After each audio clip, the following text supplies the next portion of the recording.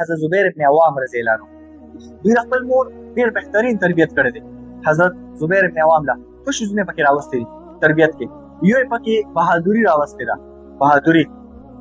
یو پکې صبر راوستي چې صبر ډیر کوه. هغه میندې د خپل بچو تربیت وکړو. زبیر ابن عوام رضی الله عنه تربیت چې والدې کړو په دوه صفاتو یې کړو.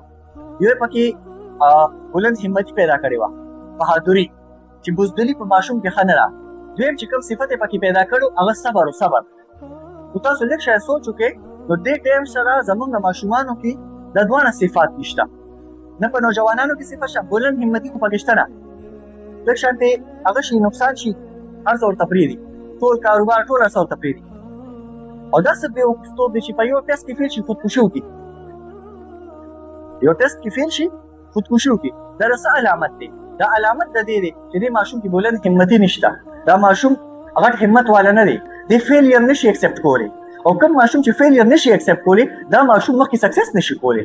زموږ استاد محترم ډېره پوره خبره کوله، وایي موږ په داسې پچ باندې بیټینګ ته ولاړ یو چې کې وکټ یې نشته. خو یو بال رالو او تا بال مس کړ نو بس شاته لاړو، ټرای اګین اوټ ونه شوې، کنه څه مسله خو نشته. دوباره همت وکړه. زموږ همتونه واړه شوي دي. د حضرات صحابه کرامو د موریانو دا سوچ و چې خپل ماشوم له بغټ همت ورکړي، خپل ماشوم له بغټ صفت ورکړي او بهادری به ورکړي.